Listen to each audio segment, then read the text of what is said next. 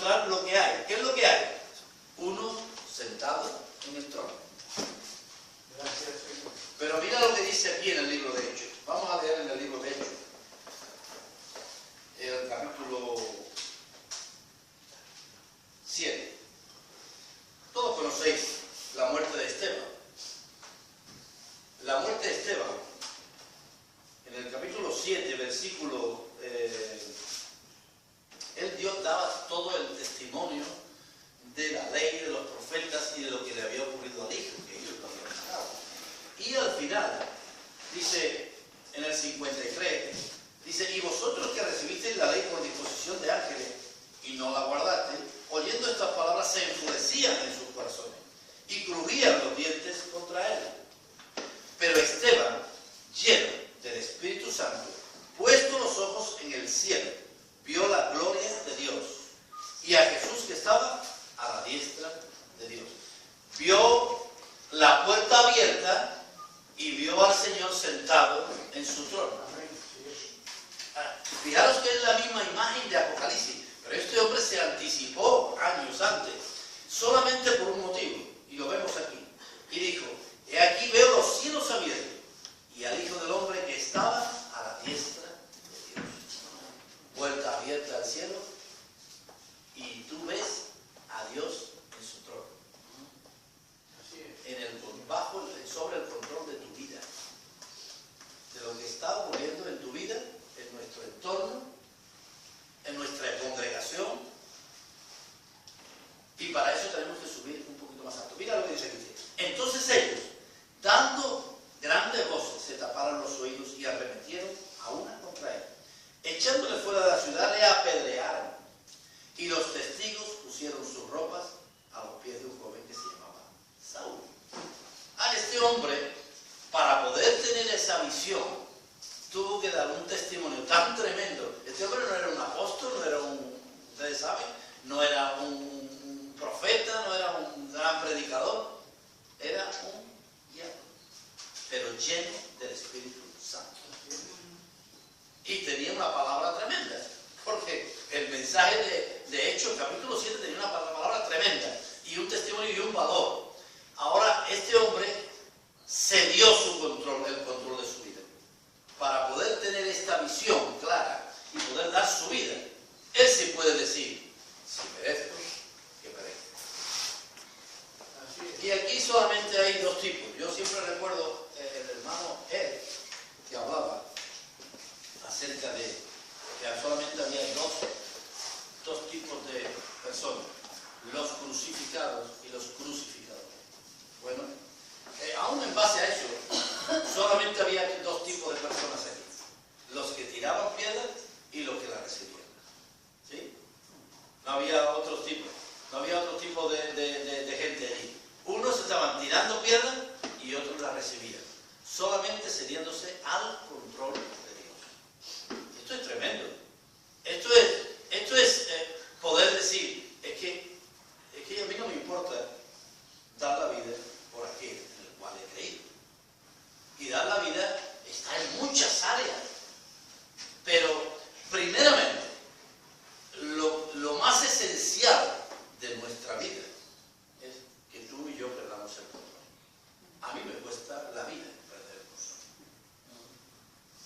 A mí me cuesta la vida perder el control de lo que yo quiero hacer, de cómo quiero hacerlo, dónde quiero ir, cuándo quiero ir, qué debe de hacerse. Los demás tienen que hacer lo que yo diga.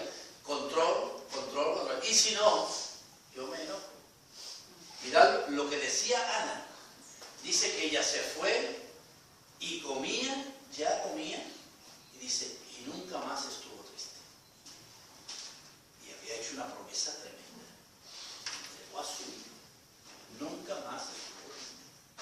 Porque había complacido a aquel que nos da la vida. Entonces, para tú poder hacer esto, no podemos estar en este nivel aquí. Tenemos que subir más alto, subir allá. Sube acá, me dice el Espíritu. Sube acá, que yo te voy a mostrar lo que hay. Vamos viendo que había solamente dos tipos de piedras en la Biblia. Una, las que sirven para apedrear, y otras las que sirven para matar.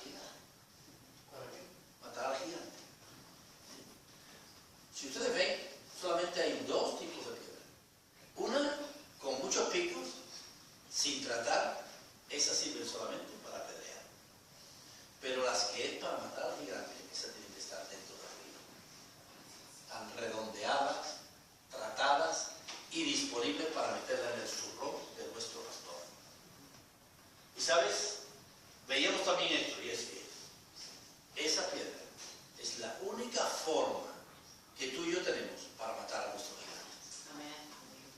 Porque nosotros hay un gigante muy grande. Tenemos que reconocer eso. Hay un gigante muy grande y la única forma de que tenemos para que matar a ese gigante, que es el primer gigante que tenemos que matar, no los de fuera, no los de ahí, no los del hermano, no los de los ancianos, no. La primera gigante que tenemos que matar es este que está aquí dentro, que es el que trata de tener el control del pueblo de Dios. Si hay alguien que tenga valor, que venga aquí y luche conmigo, yo soy un gran gigante. Todavía oigo en muchos lugares, en las iglesias, en algunos hermanos, no, yo esto. Y yo digo, Dios mío, hasta que mates ese gigante, procura matar al gigante antes de que el gigante te mate a ti. Y solamente lo podemos hacer con esas piedras, piedras tratadas, piedras puestas en el río donde son tratadas, porque no nos podemos salir del río. Fuera del río no servimos para nada. Servimos nada más para matar a otros. Coge una piedra fuera del río para matar a otros. Y así están las iglesias, matándose unos a otros. Y necesitamos entender esto, pero no entenderlo solamente aquí, sino el poder llegar a subir más alto. Tú y yo no tenemos soluciones. Yo he llegado a esa conclusión, no tenemos soluciones. Hace como 2 meses, nos llevamos 4 horas hablando con unos hermanos. 4 horas. ¿Sabéis lo que tuvimos que hacer al final? Levantarnos y decir, hermano, hemos terminado. No hay solución. No hay solución. No tenemos solución. Solamente que tú te des al Espíritu, que yo me da.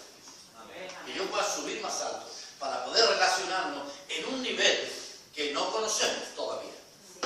Solamente hemos vislumbrado algunas veces.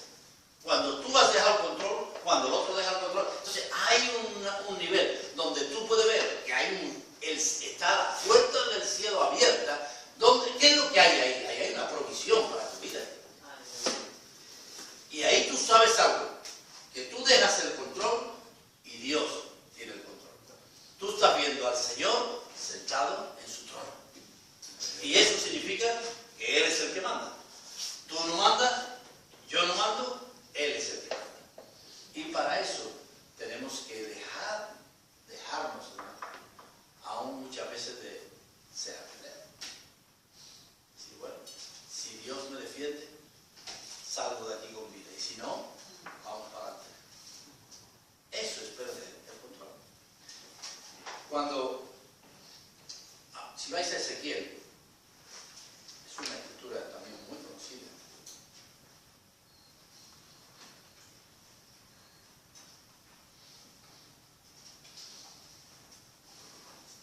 Ezequiel 47. Nos habla de lo mismo. También nos habla de lo mismo. Ezequiel 47. Cuando habla acerca de las aguas sautíferas. Ustedes sabéis, se me hizo volver luego a la entrada de la casa y aquí las aguas que salían de debajo del umbral de la casa, hacia el oriente. Fijaros, ¿por qué dice hacia el oriente? Siempre el camino del Señor, como ustedes saben, es del oriente al occidente. Perdón, del oriente al occidente. ¿Sí? Siempre el camino del Señor es del oriente al occidente. Sin embargo, las aguas estas salían hacia el oriente. ¿Por qué? Bueno, porque tú no puedes sanar a nadie, a menos que tú hayas llegado primero al Señor. Y una vez que tú estás ahí, tú puedes salir a sanar. Una vez que tú estás en el Espíritu, entonces cuando tú eres útil a Dios. Amén. Cuando tú estás en el Espíritu, tú eres una piedra en su zurrón que Él puede utilizar como a Él le plazca para matar primero tu gigante y otros muchos gigantes que hay. Pero no puede hacerlo de otra manera. Primero tú tienes que hacer el camino al Señor. Sube acá. Y dice aquí, porque la fachada de la casa estaba al oriente y las aguas descendían de debajo hacia el lado derecho de la casa, al sur del altar, y me sacó por el camino de la puerta del norte y me hizo dar la vuelta por el camino exterior, fuera de la puerta, al camino que mira al oriente, y vi que las aguas salían al lado derecho. Todo esto es un lío, pero si se hace en un esquema, se ve bien.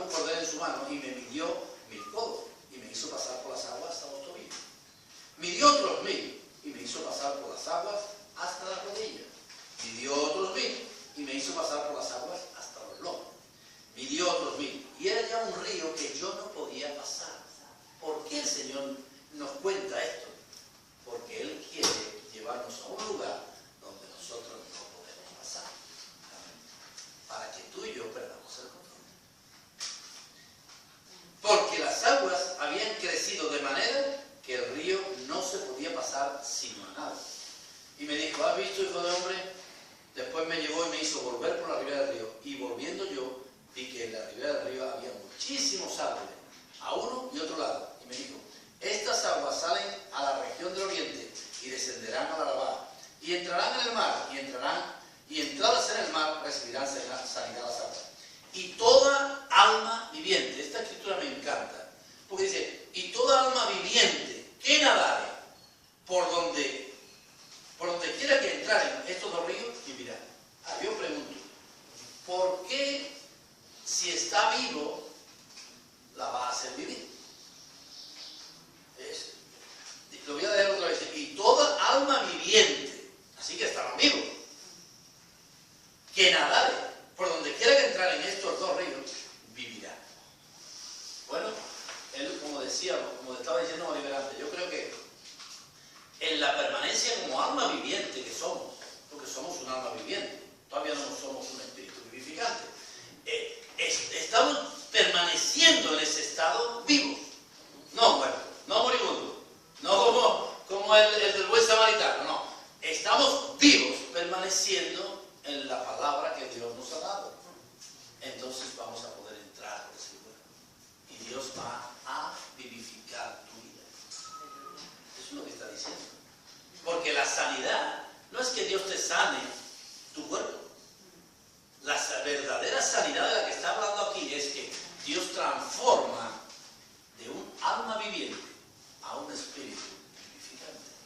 Esa es la verdadera sanidad que se va a producir, no con todos, pero ojalá que nosotros pertenezcamos a eso. Estamos permaneciendo como alma viviente todos estos años para que un día Dios nos vivifique por medio de su espíritu, permaneciendo en su agua, en su río. No nos podemos salir del río. Lo único que sabemos hacer si salimos del río es apedrearnos. Pero si nos mantenemos en el río, nos mantenemos en el espíritu, podemos relacionarnos para traernos vida uno a otro. Sin tratar de controlar aquí, sin tratar de controlar allí. Sino una relación donde podamos ministrarnos.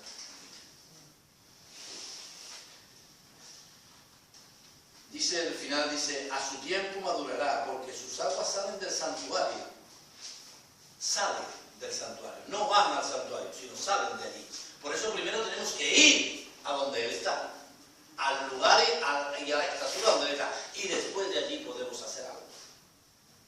Y su fruto será para comer y su hoja para medicina. Amén. Mirad lo que dice, vamos a ir a Juan.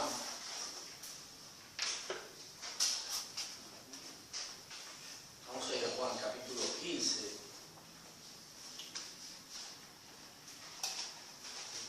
Juan capítulo 15.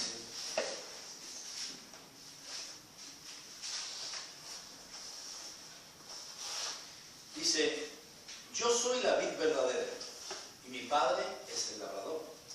Todo pámpano que en mí no lleva fruto, lo quitará. Y todo aquel que lleva fruto, lo limpiará, para que lleve más fruto. Ya vosotros estáis limpios por la palabra que os he hablado. Permaneced en mí y yo en vosotros. Esta es la palabra que el Señor me traía con esta escritura. Lo hemos oído tantas veces, leído tantas veces, pero oído predicar tantas veces, pero yo realmente no tenía un entendimiento de qué era esto, de permanecer en mí y yo en Él. No sé si vosotros lo sabéis, si vosotros tenéis un entendimiento claro de lo que es esto. Porque yo sí sé que cuando yo vine al Señor, el Señor puso su espíritu en mi vida.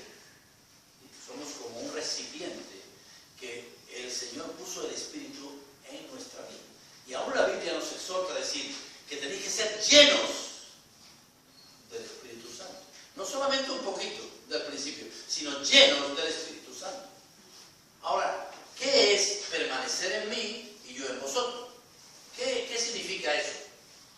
¿Cómo podemos explicarlo para poder entender qué es lo que significa eso? Bueno, lo que el Señor me daba, ese entendimiento me daba el Señor acerca de esto. Si yo soy un vaso que estoy siendo llenado del Espíritu Santo, ¿sí? Y ahora yo cojo el vaso y lo tiro en el río. Entonces, cuando Él permanece en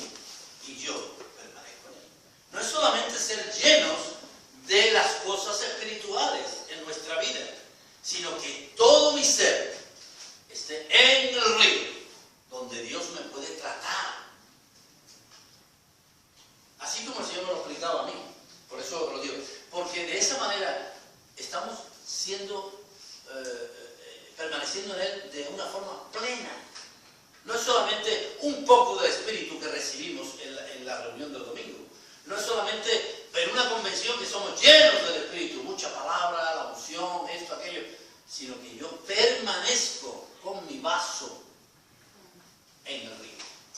Y estoy siendo lleno por dentro y por fuera del Señor. Por eso dice aquí, como el pámpano no puede llevar fruto por sí mismo, si no permanece en la vid, así tampoco vosotros, si no permanece en mí. Yo soy la vid, vosotros los pámpanos. Y el que permanece en mí y yo en él, este lleva mucho fruto. Si seguís leyendo, dice en el 8, en esto es glorificado mi Padre, en que llevéis mucho fruto. O sea, no solamente que el Señor permanezca en ti, sino que tú puedas permanecer en Él. Ahí es donde tú y yo podemos dar mucho fruto. No solamente un poquito de fruto, en un área de nuestra vida, no en una época de nuestra vida, no en una circunstancia de nuestra vida, sino permanentemente podemos dar mucho fruto. Por eso, lo que el Señor me animaba en estas semanas pasadas, en estos días, es que necesitamos subir un poquito más alto de donde estamos. Yo no sé cómo, así que yo no puedo dar fórmula, yo no sé cómo, pero sí tiene que ser en nuestra vida personal. No es un asunto congregacional, es un asunto personal, donde tú lo que haces cuando vienes a la congregación es aportar lo que el Espíritu ha hecho en tu vida. Lo que el Espíritu ha hecho en tu vida. Tú no puedes dar más de lo que tienes. Así que si el Espíritu no hace nada en tu vida, tú no puedes traer nada. Solamente religión. De eso sabemos aportar todos. Pero para que podamos subir un poquito más, necesitamos y poder ver que tenemos una provisión tremenda. Tenemos las puertas del cielo abiertas, con toda la provisión que Jesucristo trajo. Ahora yo puedo darme a Él para poder dejar que Él trate mi vida, me haga una piedra redonda y mate mi gran gigante que hay en mí. ¿Sí?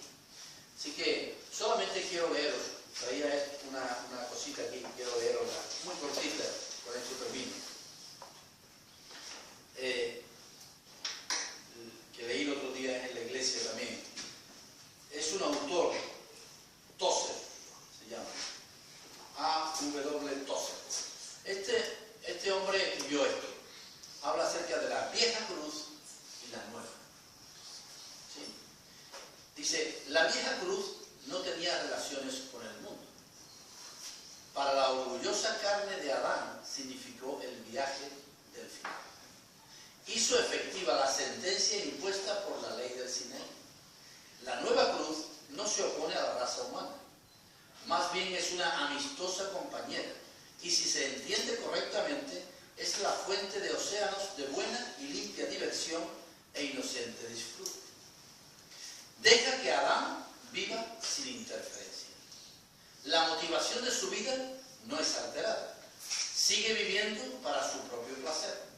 Solo que ahora se deleita en cantar coros y en ver películas religiosas en lugar de cantar canciones malas y de beber bebidas alcohólicas.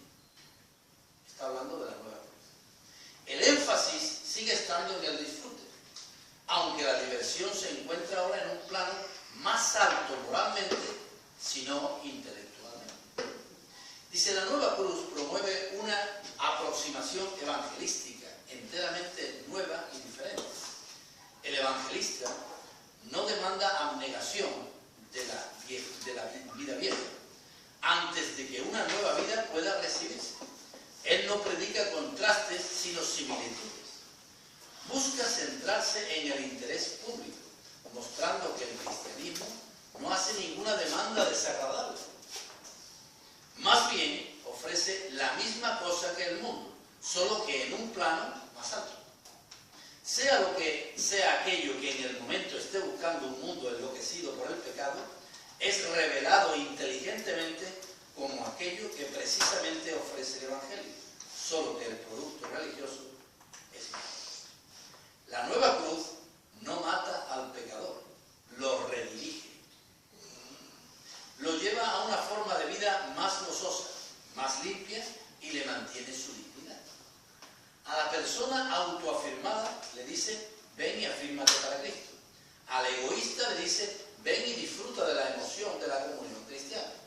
El mensaje cristiano se inclina en la dirección de la moda actual para hacerlo aceptable al público. La filosofía que hay detrás de esta cosa puede ser sincera, pero la sinceridad no le evita ser falsa. Es falsa porque es ciega. Pierde completamente el significado completo de la cruz. La vieja cruz es un símbolo de muerte. Significa el fin abrupto y violento de un ser humano. El hombre que en los tiempos romanos tomó su cruz y comenzó su camino, ya había dicho adiós a sus amigos. No iba a regresar, no iba a redirigir su vida, se dirigía a su propio fin. La cruz no hacía compromisos, no modificaba nada, no salvaba nada, mataba a todo lo del hombre, completamente y para bien. No pretendía mantener un buen rato con su víctima. Golpeaba de forma cruel y dura, y cuando acababa su obra, el hombre dejaba de ser. Es un poquito dramático y crudo, pero hace una diferencia tan clara de lo que son los evangelios que se están oyendo hoy en las iglesias, que me gustaba ese artículo, porque necesitamos entender que nada ha cambiado en cuanto a la cruz. No ha cambiado nada en cuanto a la cruz. La cruz de hace 2000 años que predicó Jesús es la misma que se está predicando, debemos predicar hoy. Porque para nosotros estar en Él y Él en nosotros, tú tienes que dejar de ser. Dejar de ser nada. Porque no hay otra opción. Por eso vemos de nuestras iglesias, y yo creo que en todo el mundo, hay una frialdad tan tremenda. La gente lo sabe todo. Todo lo que te lo diga, ya lo sabe. Y eso es, pero no buscamos el vivificar de la palabra. Porque si es Dios quien está hablando, tenemos que buscar estar en ese nivel donde yo puedo coger, alimentarme de lo que Dios está tomando. Porque eso va a abrir mis ojos y va a ver la puerta del cielo abierta y a Él sentados. Amén. Es un gusto estar aquí con ustedes. Gracias, Señor. Gracias. Permiso de compartir algo. Tiene que ser claro.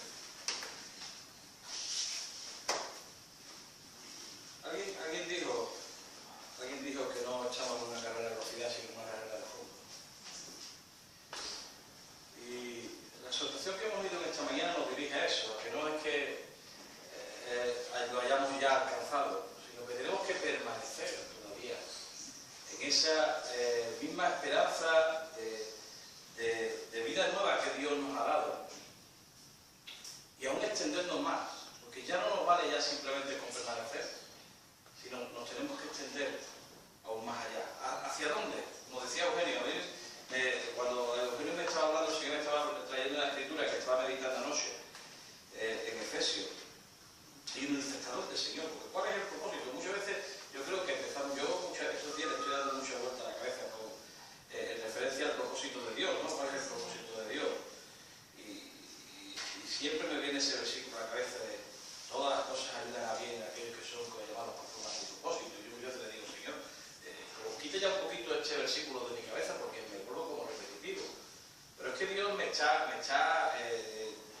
tocando mucho en ese sentido, ¿no? Y cuando me estaba diciendo hacia dónde, sabemos que tenemos que subir más alto. Y cuando más alto subimos, más alto nos dice el Señor que subamos. Y como decía, yo también tengo ese sentimiento que contra más alto subimos, más perdemos el control. Porque es que Dios nos está llamando a eso, a perder el control de nuestras vidas. Mientras nosotros tenemos control de nuestras vidas, no podemos dejar que el Señor obre. Y yo creo que es que Dios nos está trayendo a ese lugar de reposo. Esa escritura que dice, hay un reposo para el pueblo de Dios. Porque es que tenemos que llegar a ese punto donde nosotros reposamos de nuestras propias obras, donde ya reposamos de lo que es nuestro, donde ya dejamos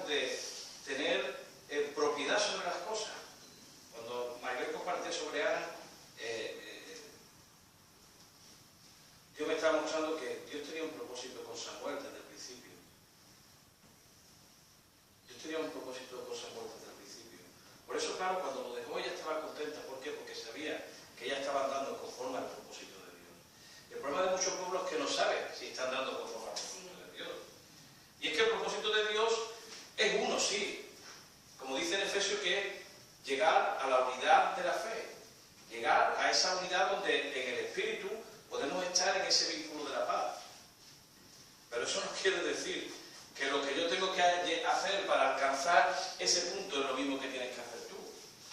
Y yo tengo que ser igual que tú para alcanzar ese vínculo perfecto de la paz, ni me tengo que mover como tú para alcanzar el vínculo de la paz. ¿Por qué? Porque Dios tiene un propósito para cada uno. Dice, lo llevo de una manera, pero el Señor me está llevando a otra. Dice que el mismo constituyó a unos apóstoles, a otros profetas, a otros evangelistas, a otros pastores y maestros, a fin de perfeccionar a los santos en la obra del ministerio para la edificación del cuerpo de Cristo. O sea, el propósito es uno, edificar al cuerpo de Cristo, traernos a ese vínculo perfecto del amor y de la paz, echando en el Espíritu.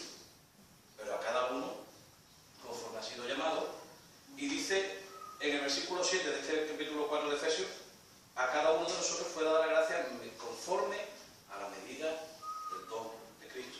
¿Qué quiere decir? Que unos tienen un ministerio, otros tienen otro. Unos son pastores, otros son profetas, otros son maestros, otros son llamados a evangelizar, pero el propósito de Dios es el mismo. Guardar la unidad del Espíritu en el vínculo de la paz. Un cuerpo, un espíritu, también llamado una esperanza de revocación, un Señor, una fe, un bautismo. El fin es el mismo, el propósito es el mismo, ser uno en el Espíritu. Manifestar la gloria de Dios. Pero a cada uno de nosotros, la gracia se nos ha sido dada conforme a la medida del propósito. O sea que a cada uno de nosotros Dios nos trata de una manera, nos habla de una manera. Muchas veces pretendemos ser, lo que ha leído Eugenio es muy curioso, ¿no? Porque muchas veces nosotros también, como Iglesia de Mujer, pretendemos ser como otras iglesias que vemos fuera. Pretendemos movernos con los tiempos. Y es que Dios a cada uno lo llama según su propósito, según la medida del don que nos ha sido dado y según el ministerio que se nos ha sido dado a cada uno. No quiere decir que uno esté bien, ni mal, ni mejor, ni peor. No quiere decir que uno esté más alto, más bajo. Lo que es cierto es que cada uno dentro de su ministerio, como hemos oído esta mañana, es importante que oigamos qué es lo que Dios está demandando de nosotros. Hemos sido llamados a llegar a un lugar más alto. Este mismo libro de Efesios dice en el capítulo 1, versículo 4, dice, según nos escogió en él antes, dice, bendito sea el Dios y Padre de nuestro Señor Jesucristo, que nos bendijo con toda bendición espiritual en los lugares celestiales en Cristo, según nos escogió en él antes de la fundación del mundo, para que fuésemos santos y sin mancha delante de él, en amor, habiéndonos predestinados para ser adoptados hijos suyos por medio de Jesucristo, según el puro afecto de su voluntad, para alabanza de la gloria de su gracia, con la cual nos hizo aceptos en el amado. Nos vino a traer a un llamamiento santo, irrevocable y tremendo. Y tremendo, porque dice que nos ha llamado para alabanza y gloria de su gracia. Y dice un poquito más adelante en el versículo 9, dándonos a conocer el misterio de su voluntad, según su beneplácito, el cual se había propuesto en sí mismo de reunir todas las cosas en Cristo, en la dispensación del cumplimiento de los tiempos, así las que están en los cielos como las que están en la tierra. Nos dio a conocer el misterio de su voluntad. ¿Y qué significa esto de que nos da a conocer el misterio de su voluntad? Porque claro, tengamos en cuenta que siempre le decimos al Señor, oh Señor, que tu voluntad se haga en mí, ¿no? Tú, Señor, como hablamos mucho de este versículo, Señor, que no se haga tu voluntad, que no se haga mi voluntad sino la tuya, ¿no? Pero el misterio de su voluntad es muy sencillo y es reunir todas las cosas en Cristo. ¿Y qué tiene esto de especial, hermano? Porque Dios lo que está haciendo es eso, reunirnos a nosotros, todo lo que somos nosotros. Dios nos está uniendo para ser unos Cristos, para que ya no se nos vea más a nosotros, sino para que sea el Señor el que se vea en nosotros. Y ese es el misterio de su voluntad. Eso es lo que quiere el Señor, que ya no se nos vea más a nosotros, sino que seamos, como decía Eugenio, seamos hallados en Él. Ya no tenemos suficiente con ser llenos del Espíritu. Tenemos que estar sumergidos en el Espíritu. Tenemos que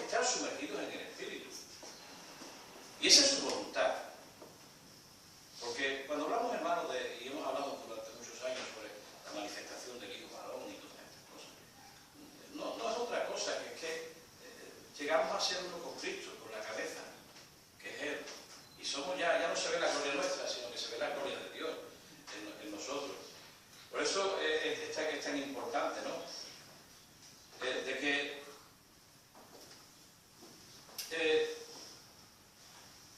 el llamado por el que hemos sido llamados es un llamado tremendo, tremendo. De que Dios nos está llamando más alto, nos está llamando a perder nuestra propia identidad para poder alcanzar ese vínculo perfecto de la paz. Yo creo que Dios está haciendo una obra tremenda en cada uno, porque Él ya no quiere que se nos vea ya más a nosotros, sino que quiere que se vea el resultado de esa obra redentora de Jesucristo en nosotros. Que cada uno seamos obedientes en lo que Dios nos está hablando. Y no tenemos que, no me tiene que hablar Dios lo mismo a ti que a mí forzosamente, pero sí una cosa sí está clara, y es que cada uno de lo que Dios nos habla tenemos que ser obedientes. Porque ahí es donde nosotros crecemos a la estatura y a la plenitud de Cristo. De esa manera podemos, como dice aquí, podemos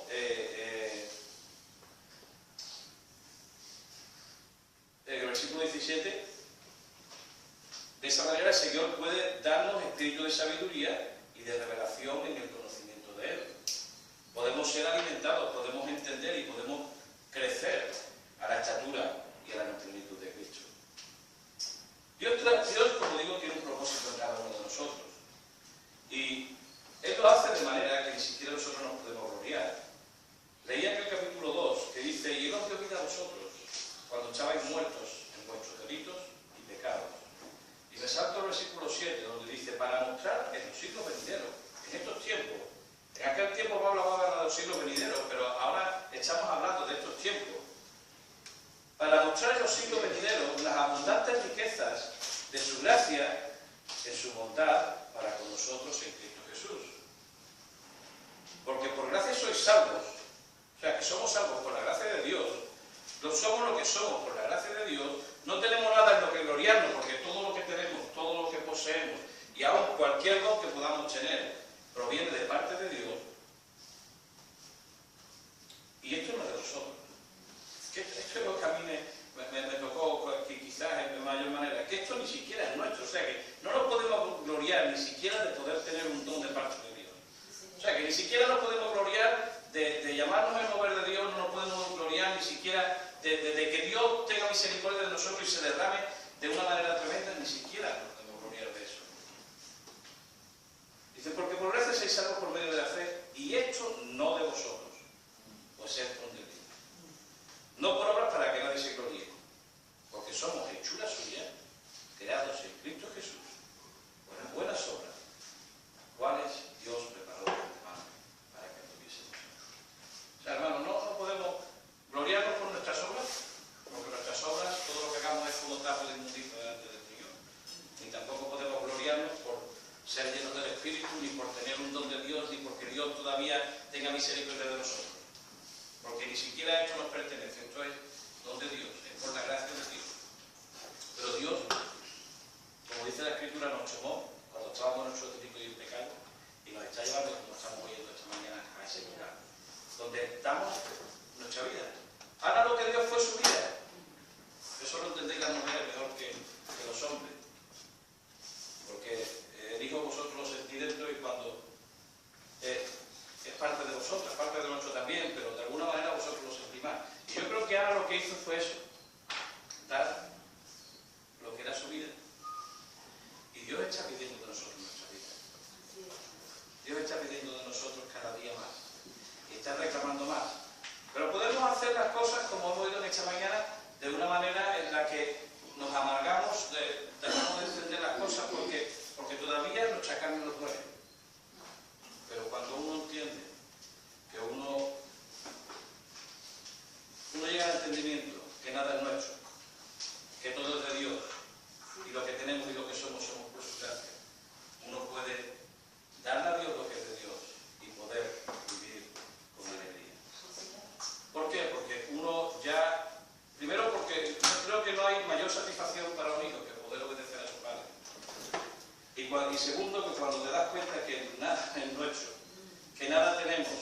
nada valemos y que todo lo que tenemos por la misericordia de Dios, nos damos cuenta de que no hay otro camino, sino el darle a Él lo que le corresponde. Por eso dice el versículo 13 del capítulo 2, dice: en aquel tiempo estabais sin Cristo, alejados de la ciudadanía de Israel y ajenos a los pactos de la promesa, sin esperanza y sin Dios en el mundo.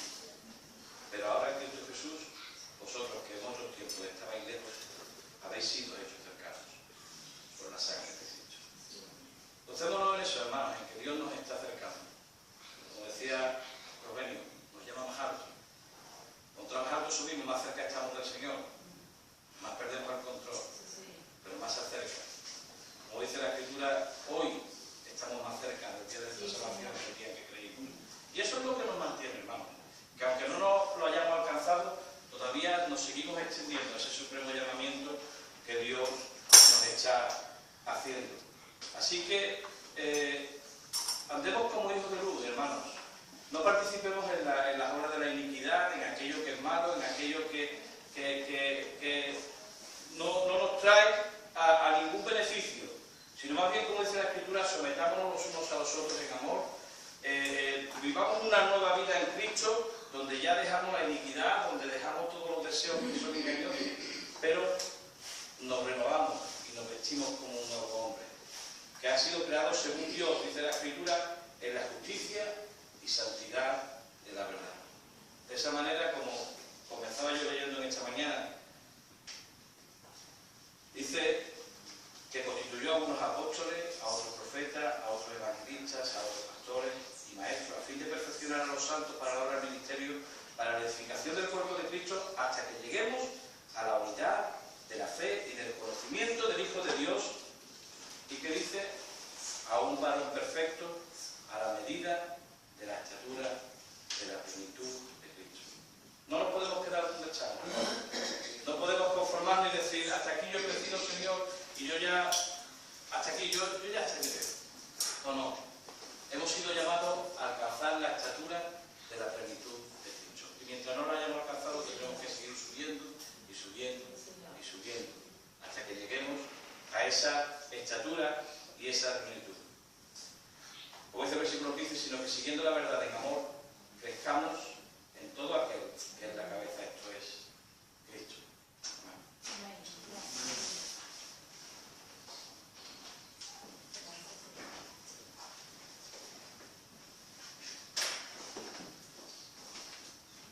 Es muy importante moverse en el Espíritu, porque en el Espíritu podemos entender un poco la vida.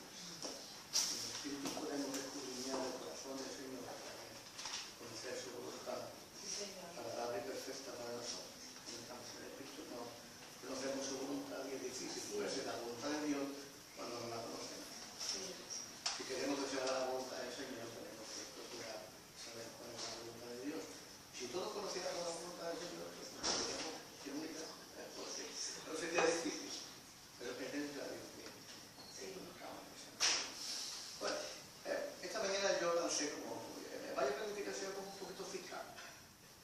Yo lo que hice desagradable, que también es necesario, no hemos sido abogados, pero y hacemos, si me fuera posible. ¿Por qué? Porque hemos hablado de la gracia, y los he profetizado acerca de la gracia. Y es muy importante, ¿no? Porque el apóstol va diciendo, yo fui el primero de los pecados. Porque si yo permitió que yo, especialmente esta mañana, estaba a los pies allí con la ropa de Saulo, la ropa de Esteban, consintiendo su muerte, yo fui el seguidor de la iglesia de Dios. Y bueno, y yo gloriaba, blasfemaba a las personas, yo me moví de esa área de incredulidad y todo lo hice por ignorancia. Pero Dios tenía que revelarme algo. Tenía que mostrar en mí que yo, siendo tan bajo y tan pecador, Él quería mostrar en mí que yo tenía que ser el primero también en publicar las excelencias de las riquezas de su gracia. Porque claro, ¿quién te va a agradecer más a ti? Al que tú le perdonas 100 o al que le perdonas 1000. Al que le perdonas 1000 te va a agradecer más, a menos que sea un desagradable. Sí, Señor. Si hemos sido tan grandes pecadores, y lo confieso públicamente, hermano, he sido un gran pecador. Las riquezas de la gracia, yo voy a ser un buen publicador de la gracia.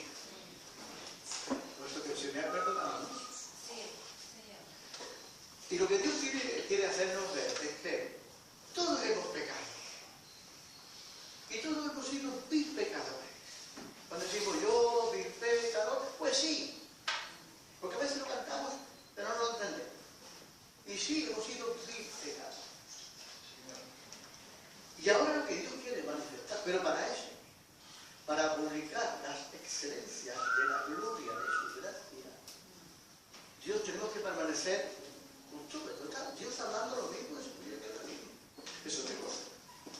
Tenemos que subir más alto, porque en los lugares celestiales es donde sale el mensaje hacia el reino satánico. Muerte, yo soy tu muerte. Sepulcro, tu destrucción. Desde esos lugares se puede desafiar a las huestes de maldad que también están en lugares celestiales. Desde allí no pueden oír perfectamente. Nosotros no podemos hablar a los cielos, a menos que estemos desde los cielos, hablando a los cielos. Oí cielos y expulsa tu tierra. Sí, Señor. Pero un lugar más alto. Pero ¿por qué quiero ser un poquito fiscal? Era un punto nada más. Que todo es por gracia. Sí. ¿Sabes? Y no es de eso. Y por gracia soy salvo. Qué bueno. Pero esto no es de vosotros. Es un punto de Dios. Ni siquiera yo puedo bastante decir, yo soy salvo por gracia. Cuidado. Por medio de la fe. Por medio de la fe. ¿Por qué? Porque dice que por medio de la fe tenemos entrada a qué? A la gracia.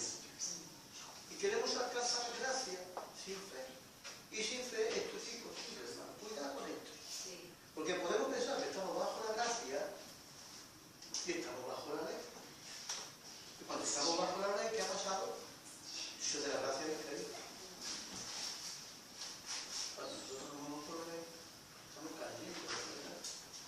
Pero si andamos por gracia, tenemos que entender que la gracia se recibe por medio de la fe.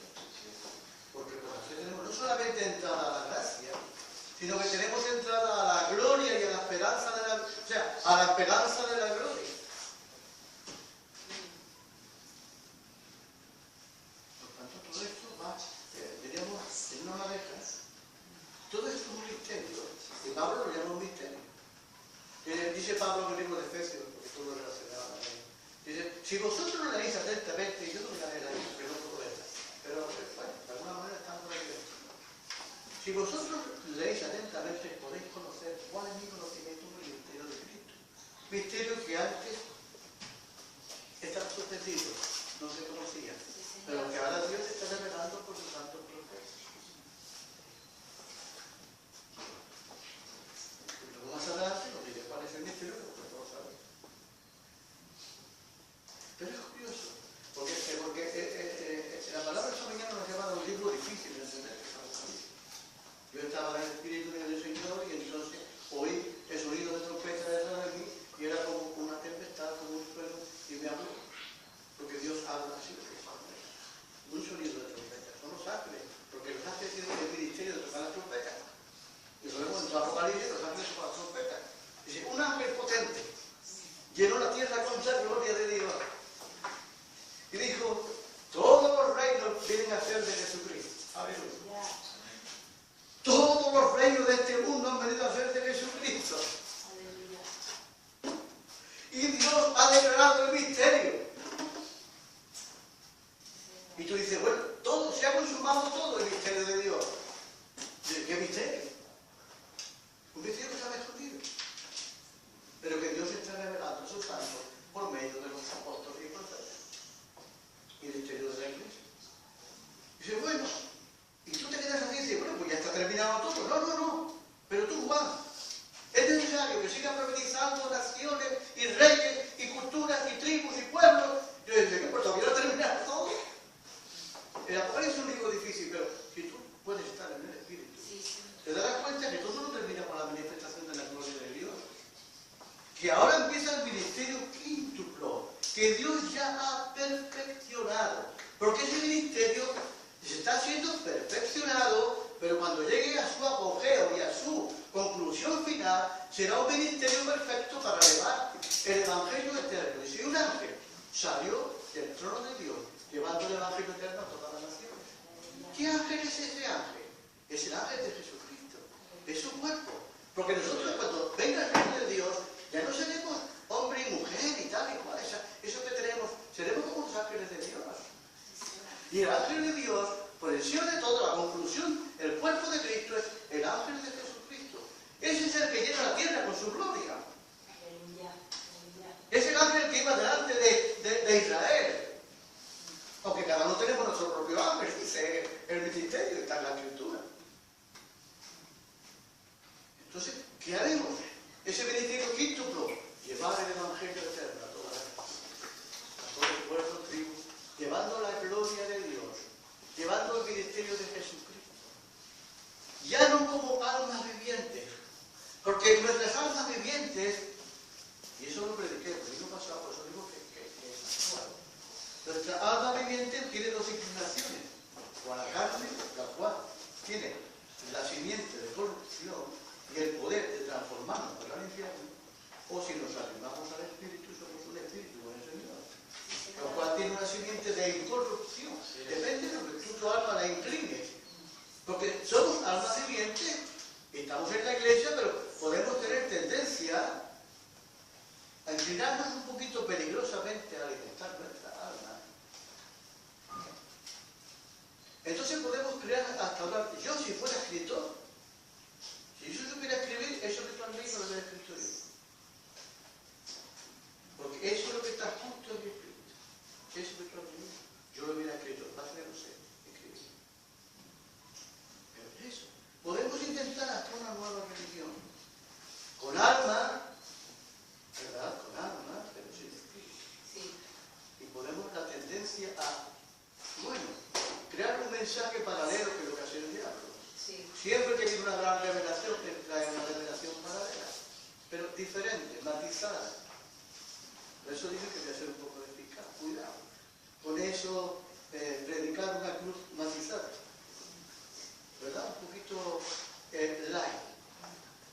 Entonces nos inclinamos peligrosamente y cuando venga la gran manifestación de la que estamos hablando, el Señor diga, bueno, es que ha sido el lado falso.